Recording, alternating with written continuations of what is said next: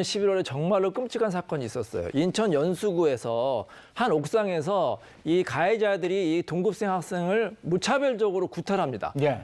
그러니까 너무 이 피해 학생이 구타를 당하다가 힘들어가지고 옥상에 난간에 매달렸어요. 도망가려고. 기억납니다. 그 상황에서도 예. 계속해서 이제 폭행을 하니까 차라리 죽는 게 낫겠구나 해서 이 폭행을 피하다가 그 옥상에서 추락을 했거든요. 예. 그래서 안타깝게 사망한 사건이 있었습니다. 예. 네. 그래서 검찰은 이 학생들을 상해치사죄로 이제 입건을 했어요. 다른 사람들을 상해해서 이 피해 학생을 상해를 해서 결국 사망에 이르게 해서 상해치사죄로 기소가 돼서 법원에서 실형 선고가 나왔습니다. 다만 이 처벌은 이 아이들도 성인이 아니기 때문에 성인 같은 경우에 굉장히 중하게 처벌할 수가 있거든요. 예.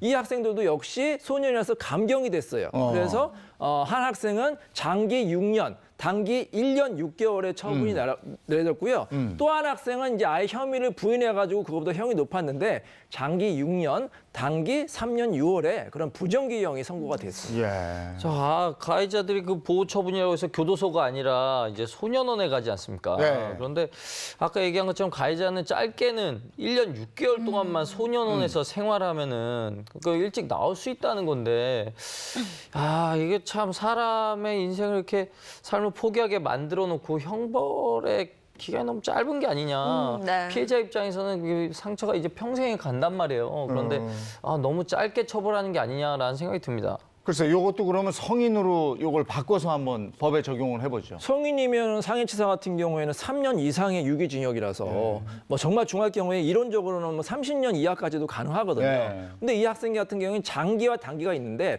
이 소년과 성인의 차이는 뭐냐면 단기 1년 6개월이면요. 1년 6개월만 넘으면 이 조기에 출소를 할 수가 있는 거예요. 예. 장기가 6년은 안 넘어야 되는 거고요. 예. 그렇기 때문에 정말로 이 학생 같은 경우는 다른 학생을 상해 치사했는데 1년 6개월만 가 있다가 예. 조기 출소할 수도 있거든요. 그러니까 얼마나 굉장히 피해자들은 정말 불공평하다고 생각할까요? 네. 그래서 정말 이 부분은 좀 시정이 돼야 될 것으로 생각이 됩니다. 네, 이것 말고도 또 청소년들이 초등학생을 살해한 사건도 있지 않았습니까? 이것도 뭐 너무 형이 적은 거 아니냐 뭐 이런 얘기도 있었거든요. 네, 아직도 입에 담기도 참 참혹한 사건이었죠. 인천 연수구에서 초등학생 8살짜리 초등학생을 유인을 해서 집에서 목을 졸라서 살해했고 그리고 또 그 주검을 훼손하기까지 한 사건이 있었어요.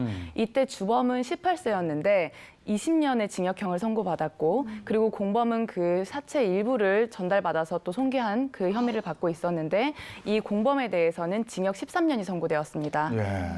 이 사건 역시도 미성년자라는 게 고려가 돼서 형이 좀 감량이 된 것 같은데요. 네. 성인으로 한 번 더 적용을 해보죠. 성인으로 적용하기 전에 일단은 미성년자였고 미성년자인 것을 떠나 원래는 특가법이 적용이 되어서 그 미성년자를 유인을 해가지고 살해를 한 경우에요. 이때는 특가법이 적용이 되어서 사형이나 무기징역에 처하도록 되고 있는데 지금 이때 주범이 미성년자였습니다. 그렇기 때문에 이때에는 15년의 유기징역에 처할 수가 있어요. 근데 그래도 그거보다는 좀 형량이 높았네요. 예, 그렇습니다. 특정 강력범죄였기 때문에 검찰은 구형할 수 있는 최고형인 20년을 구형을 했고 법원에서도 이대로 받아들여져서 20년의 징역이 선고되었던 것입니다.